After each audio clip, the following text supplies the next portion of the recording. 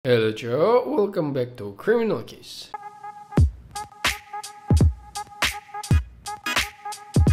Nah, hari ini gue bakal bahas seorang serial killer lagi Dan buat nangkap si serial killer ini tuh sampai ngelibatin 100 lebih detektif Joe. Angkin susahnya nih orang ditangkep Karena ya nih serial killer tuh nggak ninggalin jejak sama sekali di korban-korbannya. Padahal jasad-jasad korbannya itu sengaja ditinggal buat ditemuin sama polisi Joe. Bahkan ada yang jasadnya itu sengaja ditaruh di dekat kantor polisi biar ditemuin, Cok. Jadi nggak diumpetin gitu. Dan ya, penasaran kenapa pelakunya jadi serial killer dan pelakunya berhasil ketangkap atau enggak, makanya tonton terus sampai habis. Oke, kalau udah langsung aja ke ceritanya. Jadi di tahun 1970-an akhir sampai 1980-an di kota Los Angeles, California di Amerika Serikat lebih spesifiknya di daerah sekitar Hollywood. Daerah itu tuh bisa dibilang daerah yang ya elit gitu kayak artis-artis Hollywood kan banyak yang tinggal di daerah situ kan. Tapi di tahun 70-an sampai 80-an kesenjangan di Hollywood nih tinggi banget gitu. Karena emang banyak orang-orang kaya, selebriti segala macam, tapi orang-orang yang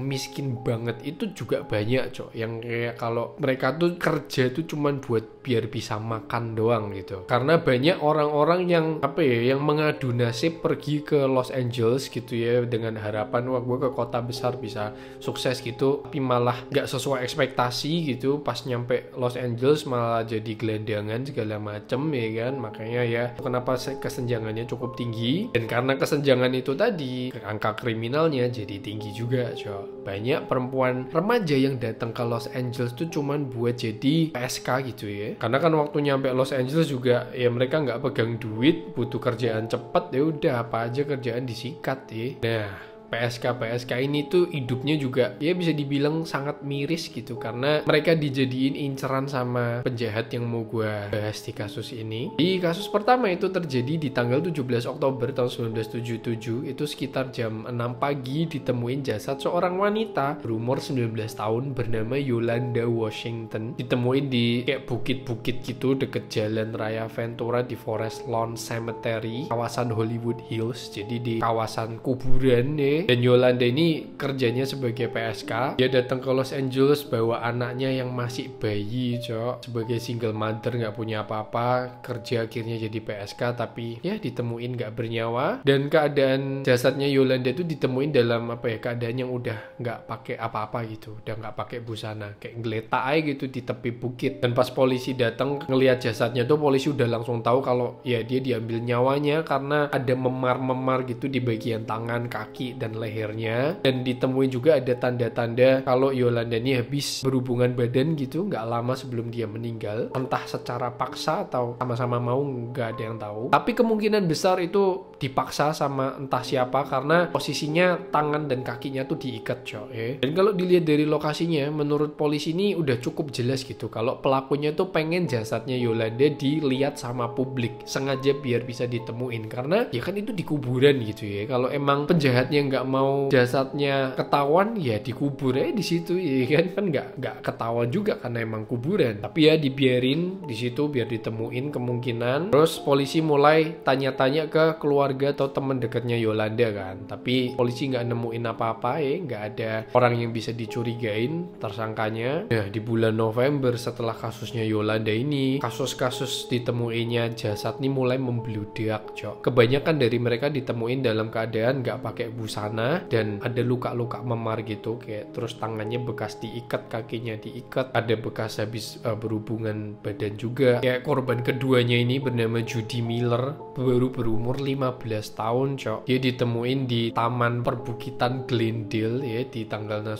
November 1977. Terus yang ketiga, wanita berumur 21 tahun bernama Lisa Kastin. Jasadnya ditemuin di Chevy Chase Canyon dan keadaannya ini mirip-mirip, gak pakai busana segala macam kayak yang tadi gue bilang. Tapi dari ketiga korban ini polisi nggak nemuin apa-apa, Cok. Nggak ada jejak, nggak ada apapun itu. Dan ya di zaman itu tes DNA juga masih belum ada kayaknya, atau masih dikembangin. Intinya DNA belum bisa dipakai buat bukti gitulah ya. Tapi di sini polisi udah bisa nyimpulin kalau pelakunya itu satu orang, karena ya kurang lebih mirip-mirip gitu jasadnya pas ditemuin Nah, dan berita tentang serial killer ini juga udah mulai nyebar nih sampai akhirnya si serial killer ini dijuluki sebagai sebagai Hillside Strangler. Sampai akhirnya 2 minggu kemudian polisi dapat laporan lagi nih. Ditemuin jasad seorang perempuan berumur 20 tahun bernama Christina Wreckler. Dia ditemuin sama seorang pendaki gunung gitu di kayak semak-semak gitulah Lagi-lagi polisi nggak nemuin apa-apa, tapi keadaan jasadnya tuh sama, nggak pakai busana, ada bekas habis berhubungan badan, memar-memar gitu-gitulah. Nah, yang kali ini, yang kasusnya Christina ini beda sama sebelum-sebelumnya. Karena yang sebelum-sebelumnya itu tuh semuanya kerjanya sebagai PSK, tapi Christina ini bukan PSK, dia anak baik-baik lah,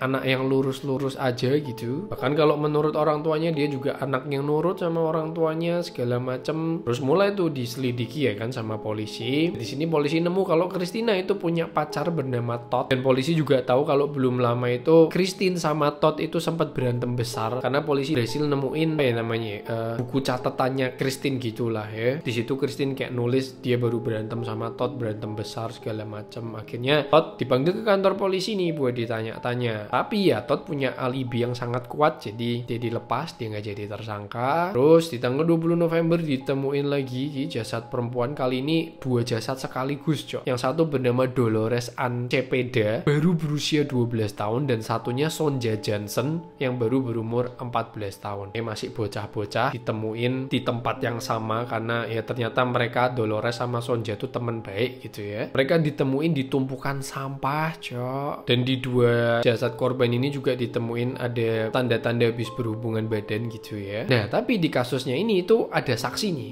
Jadi ada orang yang ngelihat kalau di tanggal 13 November tahun 1977 mereka berdua ini baru turun dari bis Eagle Rock Plaza. Ya turun dari bis mereka berdua, tiba-tiba ada mobil yang nyamperin nih. Entah ngomong apa itu orang dari mobil, sempat ngobrol bentar, akhirnya mereka berdua masuk ke mobil si orang ini. Dan ya udah, terakhir Dolores sama Sonja terlihat. Tapi sayangnya deskripsi mobilnya, plat mobilnya segala macam yang nyupir kayak gimana itu nggak berhasil lihat saksinya, cuman lihat sekilas doang. Tapi di sini ya polisi at least udah tau lah kalau pelakunya tuh satu orang gitu ya. Terus di tanggal 23 November tahun 1977 ditemuin korban ke-7, orang wanita berusia 28 tahun bernama Evelyn Jane. Ini beritanya nyebarnya gede banget sampai para wanita di Los Angeles nih pegang pistol gitu ya buat berjaga-jaga karena ya polisi masih nggak bisa dapetin tersangkanya Nah, sampai di korbannya yang bernama Lauren Wagner ini si Lauren Wagner ditemuin meninggal gitu ya. Dia berumur 18 tahun.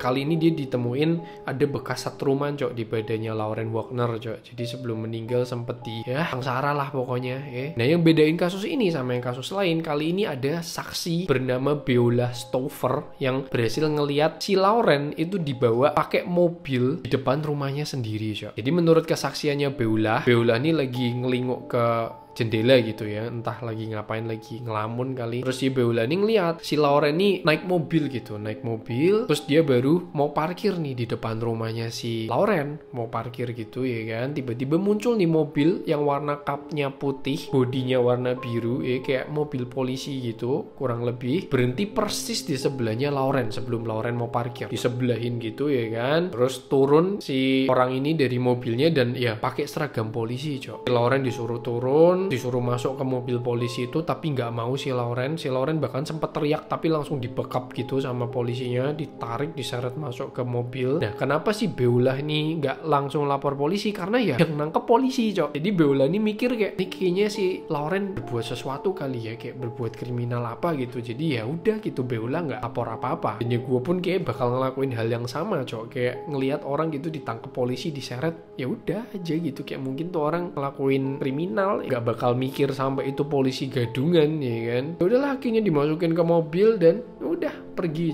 Tiba-tiba muncul berita kalau Lauren meninggal dan ditemuin dalam keadaan yang sangat-sangat miris. Sampai di titik ini akhirnya polisi bikin pengumuman. Polisi bilang buat siapapun khususnya wanita kalau diberhentiin sama mobil polisi itu hati-hatilah berhentinya tuh jangan di tempat yang sepi, dibawa dulu kayak ke tempat yang ramai segala macam karena ada polisi gadungan gitu, takutnya itu penjahatnya. Di sini polisi langsung ngeinvestigasi ke anggota-anggotanya sendiri kayak siapa nih pelakunya nih. Polisi-polisi yang patroli di jam kejadian segala macam tuh diinterogasi semua tapi nggak nemu siapa-siapa. Nggak ada satupun polisi yang nggak punya alibi yang kuat gitu. Semuanya punya alibi yang kuat, nggak ada bukti. Jadi dalam kurun waktu 2 minggu 8 korban jatuh, cok. 1 minggu 4, cok. Yang awalnya cuma 8 detektif yang nanganin kasus ini, sampai ada 100 lebih detektif yang ikut terlibat dalam pencarian pelaku si Hillside Strangler ini. Karena udah cukup bikin masyarakat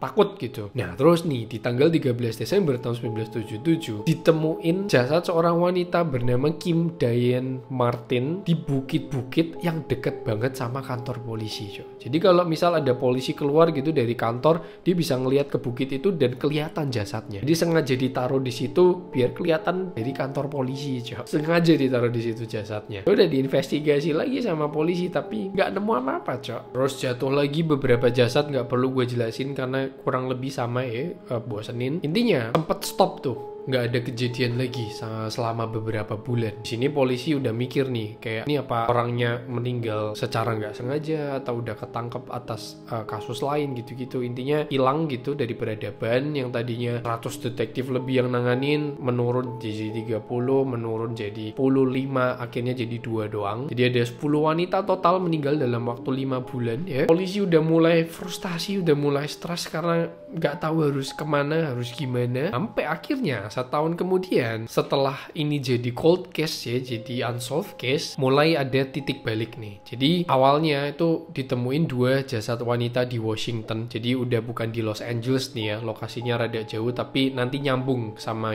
Hillside Strangler ini. Ditemuin 2 wanita, jasad wanita di Washington. 2 wanita ini bernama Karen Mendick dan Diana Wilder yang ditemuin dalam keadaan ya kurang lebih lah kayak jasad-jasad sebelumnya lah ya. Mereka ditemuin di dalam bagasi mobil dan mobilnya tuh parkir di perumahan Bayside jadi ada orang yang nemuin. Nah, di sini polisi berhasil dapetin tersangka nih karena ada saksi yang lihat bisa ngedeskripsiin orangnya gitu. Akhirnya polisi dapet nih orang yang mirip sesuai deskripsinya bernama Kenneth Bianchi. Dia kerja sebagai security di perumahan itu. Terus ditemuin juga beberapa sidik jari di mobil tempat ditemuinnya jasadnya Karen sama Diane ya. Pas fingerprintnya dicocokin sama fingerprintnya Kenneth Bianchi itu match. Waktu diperiksa backgroundnya si Kenneth, ternyata Kenneth nih baru aja pindah dari Los Angeles ke Washington sesaat setelah Hillside Strangler menghilang. Jadi waktu udah nggak ada kasus Hillside Strangler, itu si Kenneth pindah ke Washington. Jadi cukup sas ya. Dia juga pernah tinggal di daerah Garfield dan Tamarin. Itu 2 lokasi yang pernah ditemuin beberapa jasad juga ya. Langsung tuh Kenneth dipanggil ke kantor polisi. Rumahnya Kenneth digeledah. Dan posisi di rumahnya Kenneth ada istri dan anaknya ya. Tapi ya mau gimana lagi. Dan di sini polisi nemuin banyak banget perhiasan yang disimpan di dalam sepatu. Cincin-cincin. Sampai ditemuin ada 1 cincin yang dinyatakan hilang dari tangannya Yolanda ya, salah satu korban yang ditemuin, korban pertama. Terus ada juga kalung yang hilang dari salah satu korban yang ditemuin dari korban bernama Kim Diane Martin tadi. Itu kalungnya ditemuin di rumahnya si Kenneth. Perhiasan-perhiasan ini langsung diambil kan sama polisi. Tanya nih ke istrinya, ini perhiasan kamu bukan? Istrinya jawab, bukan pak, saya bahkan nggak tahu itu ada perhiasan itu. Akhirnya perhiasannya dibawa ke kantor polisi, langsung dikonfront si Kenneth ya kan. Di sini si Kenneth ngelak. Si Kenneth bilang nggak tahu pak, saya nggak tahu apa-apa itu perhiasan kok bisa ada di rumah saya segala macem. Sampai akhirnya ditekan terus sama polisi sama detektif. Sampai akhirnya Kenneth bilang, saya nggak tahu apa-apa pak tentang itu. Jujur saya tuh punya kepribadian ganda. Kalau bapak mau coba aja hipnotis saya, siapa tahu saya ingat sesuatu gitu. Jujur kalau sekarang sadar begini saya nggak tahu. Ya udah dihipnotis beneran si Kenneth. Tiba-tiba waktu dihipnotis tanya kan, nama kamu siapa? Si Kenneth jawabnya Steve ya. Jadi kayak ibarat nih kepribadian satunya Kenneth namanya Steve gitu. Di sini Steve ini yang ngaku kalau bener dia yang ngambil nyawa wanita yang di Washington itu, dan dia juga ngaku kalau dia adalah Hillside Strangler.